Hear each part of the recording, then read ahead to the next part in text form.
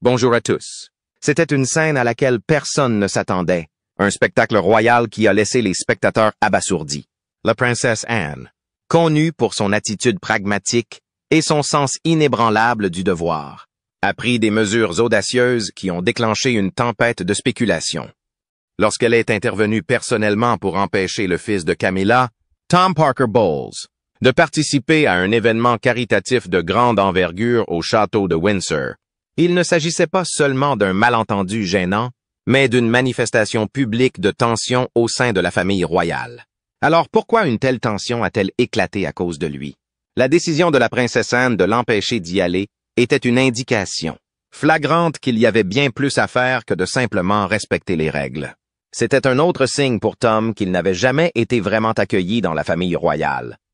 Tom a toujours été tenu à distance en raison de ses choix de vie et de son incapacité à se conformer aux attentes royales, même s'il était le fils de la consort. Cependant, il semblait que le lien complexe entre la famille royale et les enfants de Camilla ne ferait que s'aggraver à mesure que les tensions augmentaient. Les raisons de la position de la princesse Anne étaient depuis longtemps connues pour son attitude directe envers la vie au sein de la famille royale. Elle était une fervente partisane des coutumes de la monarchie et ne supportait pas que quiconque ose mettre en cause la réputation de la famille royale. La décision d'Anne d'interdire à Tom Parker Bowles de participer à la cérémonie de charité royale au château de Windsor n'était donc pas arbitraire. La famille royale et les médias ont été ébranlés par cette manœuvre évidente et bien pensée.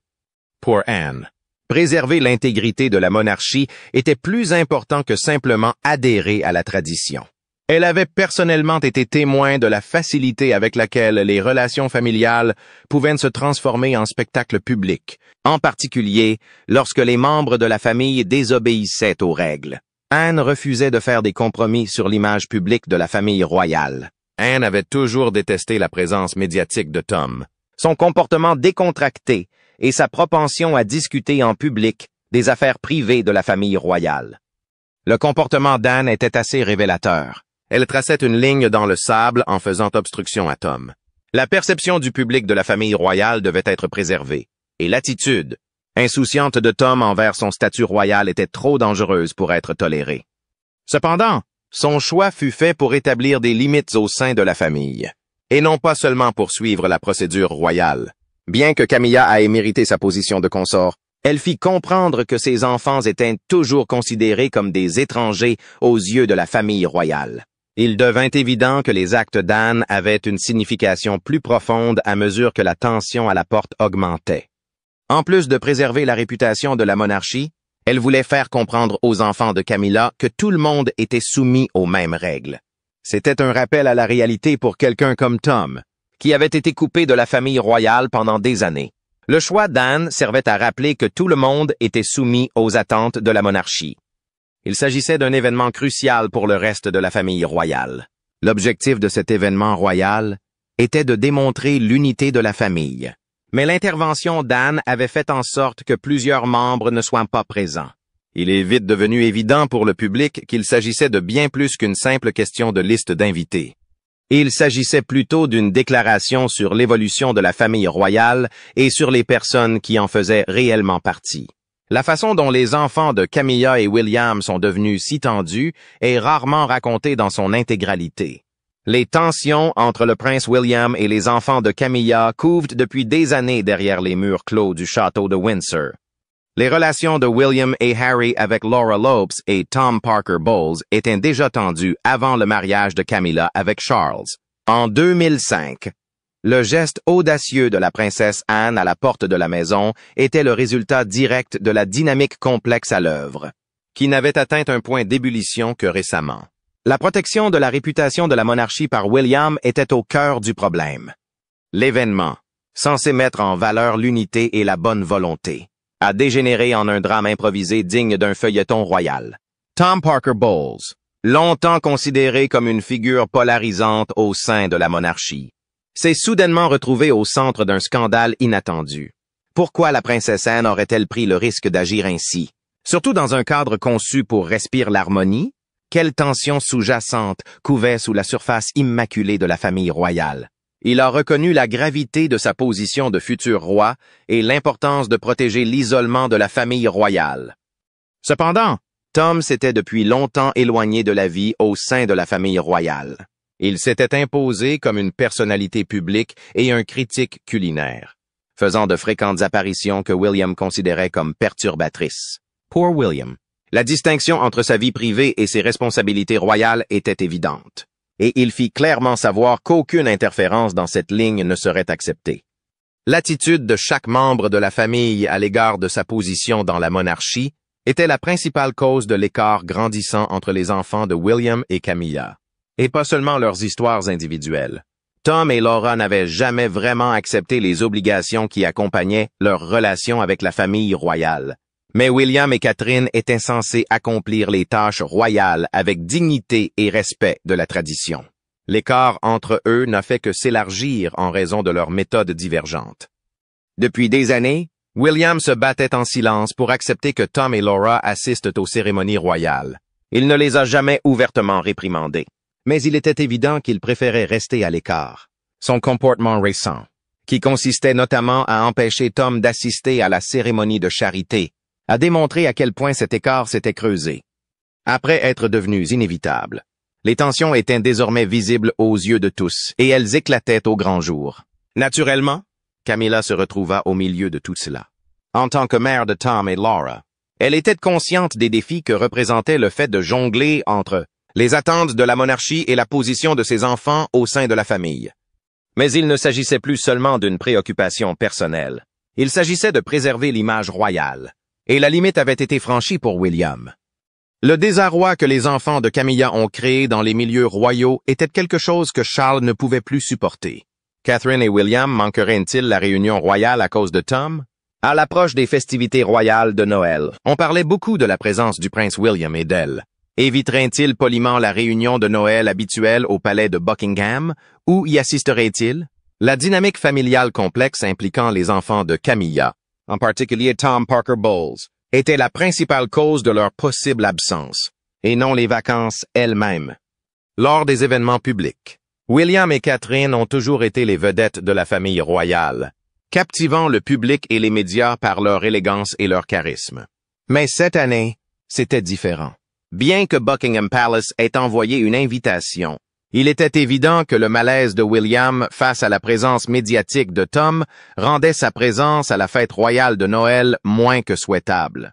Selon des sources proches du couple, la raison pour laquelle ils auraient préféré ne pas assister au déjeuner de Noël était la présence de Tom. William avait toujours accordé une grande importance au contrôle et à l'isolement, en particulier lorsqu'il s'agissait de protéger sa famille de l'attention médiatique. William avait du mal à croire que Tom Parker Bowles, qui s'était longtemps éloigné des fonctions royales, assisterait au déjeuner de Noël royal. Pour lui, préserver l'image de la famille royale et préserver la réputation de la monarchie était plus important que de simples questions de politique familiale.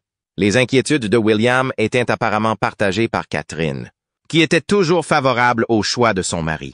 Le désir du couple de passer un Noël calme et serein avec leurs enfants à Anmer Hall, dans le Norfolk, devenait de plus en plus fort chaque jour. Pour William, il s'agissait d'une déclaration discrète mais percutante, un moyen de démontrer que même à un moment aussi sacré que Noël, il ne tolérerait aucune interférence avec la réputation de la monarchie. Même si le public ne connaîtrait jamais tous les détails, les initiés savaient que les tensions entre William et Tom avaient atteint un point de rupture, et que la famille de Camilla recevrait un message clair de la part de la décision de renoncer au déjeuner royal de Noël. Toujours soucieuse de montrer un visage uni, la famille royale affichait déjà des fissures qui ne feraient que s'aggraver si la dynamique complexe au sein de la famille n'était pas résolue. Le problème de Camilla lors de son premier Noël en tant que consort était qu'elle était tiraillée entre deux mondes, ses devoirs de consort et son engagement envers ses enfants. Tom et Laura. Camilla ne faisait pas exception aux liens complexes qui unissent la famille royale, malgré leur apparente unité. Le prince William en particulier s'opposait à ces tentatives d'inclure ses enfants dans la famille royale, les considérant comme un défi à l'image méticuleusement entretenue de la monarchie. Après des années passées à asseoir sa position au sein de la famille royale, Camilla devait désormais trouver un équilibre délicat, en particulier pendant les fêtes de fin d'année. Elle souhaitait impliquer ses enfants dans les célébrations royales, mais elle était consciente que cela présenterait un certain nombre de difficultés. Comment préserver l'unité de la monarchie tout en protégeant ses enfants de la presse et des attentes de la famille royale? Le fait que sa relation avec Charles ait toujours été perçue à travers le prisme du scandale rendait tout cela beaucoup plus difficile pour elle. Cet incident n'a pas seulement fait sourciller, il a ouvert la voie à des questions de loyauté, de hiérarchie et de conflits cachés au sein de la maison de Windsor. Ce qui aurait dû être un moment de charité raffinée s'est transformé en un chapitre fascinant de l'intrigue royale. Il avait fallu des années pour qu'elle soit acceptée en raison du souvenir persistant de sa liaison avec Charles alors qu'il était encore marié à la princesse Diana. Cependant, la présence de ses enfants aux cérémonies royales menaçait de la remettre sous les feux des projecteurs pour de mauvaises raisons, même si en tant que consort elle était obligée de représenter la famille royale avec dignité et élégance. Le fait d'être la mère de Tom et Laura était un rappel constant de l'histoire de Camilla et des conflits qu'elle créait au sein de la famille, malgré le fait qu'elle s'était battue extrêmement dur pour établir sa position au sein de la famille royale. L'incertitude quant à savoir si ses enfants seraient acceptés au rassemblement royal persistait à l'approche de Noël. Devrait-elle faire des choix difficiles pour préserver la réputation de la monarchie, ou risquerait-elle de contrarier sa famille royale pour donner à ses enfants un sentiment d'appartenance? Bien que la dévotion de Camilla à la famille royale soit primordiale, son amour pour ses enfants était évident. Elle s'est retrouvée dans une situation difficile que de nombreux membres de la famille royale avaient rencontrée avant elle. Sa capacité à équilibrer devoirs civiques et loyauté personnelle était essentielle pour l'héritage familial. Mais Noël a rappelé que même la famille royale devait faire face aux difficultés liées à l'éducation d'une famille. Manquer Noël est-il la chose la plus extrême que vous puissiez faire? Le conflit entre le prince William et les enfants de Camilla n'a fait que s'intensifier à mesure que la famille royale se préparait pour Noël. La décision potentielle de William de renoncer au déjeuner royal de Noël de cette année était une protestation silencieuse plutôt qu'une simple décision personnelle. Son absence serait un geste audacieux envers le reste de la famille royale, en particulier envers le camp de Camilla, car le prince abordait rarement les problèmes familiaux en public. William a toujours été très attaché à la protection de la vie privée de sa famille, et cette position s'est encore renforcée lorsque les enfants de Camilla ont participé aux cérémonies royales. Depuis longtemps, son inquiétude grandissante face à la présence médiatique de Tom Parker Bowles couvait sous la surface. La goutte d'eau qui a fait déborder le vase pour William a été l'idée que Tom se rende à la fête de Noël royale. Il ne pensait pas que cela valait la peine de risquer de nuire à la réputation de la monarchie. Camilla et le reste de la famille royale recevraient un message s'ils choisissaient de protester en silence en ne s'y rendant pas. Ils ne permettraient pas que l'image méticuleuse de la monarchie soit perturbée. Selon certaines informations, Catherine, qui avait toujours soutenu les choix de William, était du même avis que son mari. Le couple était de plus en plus intéressé par un Noël tranquille et privé avec leurs enfants à Anmer Hall. William avait été élevé dans l'appréciation de l'importance de l'opinion publique. Il était donc conscient qu'il ne s'agissait pas seulement d'une fête. L'absence de Guillaume II à l'événement aurait démontré qu'il était impossible de franchir certaines limites. Guillaume a fait ce choix non seulement pour asseoir son autorité en tant que futur roi, mais aussi pour éviter des conflits familiaux. La famille royale a conservé une image unie aux yeux du public, mais sous les yeux du monde entier. Son image soigneusement entretenue a semblé s'effondrer. Il était impossible d'ignorer le chaos qui régnait en coulisses. Le refus de William de se rendre à l'événement allait clairement indiquer sa détermination à préserver les coutumes et la vie privée de la monarchie à tout prix. Que penseraient les autres membres de la famille royale de son absence? Camilla, qui jonglait déjà avec ses propres responsabilités de consort, comprendrait-elle le rôle de son beau-fils? Il était évident que la relation entre William et les enfants de Camilla était plus compliquée qu'on ne l'avait pensé, et les vacances allaient rendre ces conflits publics. Est-il prêt à prendre le trône? Bien que Tom Parker Bowles se soit longtemps tenu à l'écart de la sphère royale, les événements récents ont montré qu'il ne resterait pas indéfiniment caché. Malgré le conflit entourant son invitation, sa présence à la fête royale de Noël était un acte de résistance silencieuse plutôt qu'une simple apparition. Même si Tom n'avait jamais vraiment accepté son statut royal, il n'allait laisser personne, et surtout pas le prince William, l'empêcher d'assister à la cérémonie. Tom, le fils aîné de Camilla, a toujours suivi sa propre voie, évitant les responsabilités royales traditionnelles et les apparitions publiques. Mais l'idée d'être tenu à l'écart d'une réunion de famille, comme le repas de Noël, était trop difficile. La famille royale avait toujours joué un rôle important mais distant dans sa vie. Cependant, à mesure qu'il grandissait, Tom semblait de plus en plus affecté par ses liens familiaux. Selon certaines informations, Camilla était en état de choc après avoir appris la nouvelle et tentait de comprendre pourquoi son enfant s'était vu refuser l'entrée. La princesse Anne agissait-elle par animosité personnelle ou y avait-il un motif plus profond? Des rumeurs entachaient déjà la réunion royale. Mais la réalité de cette confrontation allait stupéfier la presse et la famille. L'atmosphère à l'intérieur du château de Windsor était tendue. Se contentait-il d'essayer de nouvelles choses ou était-il prêt à affirmer une position plus importante au sein de la famille royale? Tom restait sceptique tandis que Catherine et William se demandaient s'ils devaient ou non y aller. Malgré la controverse, sa décision d'aller à la fête de Noël a montré qu'il n'allait pas laisser son statut d'outsider le définir. Il avait longtemps évité la famille royale, mais maintenant qu'il était le fils de Camilla, il commençait à ressentir un sentiment d'appartenance. Malgré les tensions sous-jacentes, Tom tentait-il d'établir sa position au sein de la famille royale ou s'agissait-il simplement d'un désir d'y être inclus? Assister à un repas de Noël n'était qu'un aspect de la résistance passive de Tom. Un autre aspect était de faire connaître sa présence. Pendant des années, Tom a été présenté comme un étranger à la famille royale, quelqu'un qui ne se conformait pas au style royal établi. Cependant, à mesure que la distance entre lui et William s'approfondissait, Tom commençait à résister, essayant de trouver sa propre place au sein de la famille. Quelle serait la réaction de la famille royale face à cette situation subtilement difficile? Pour Tom, cette réunion de Noël marquerait un changement radical.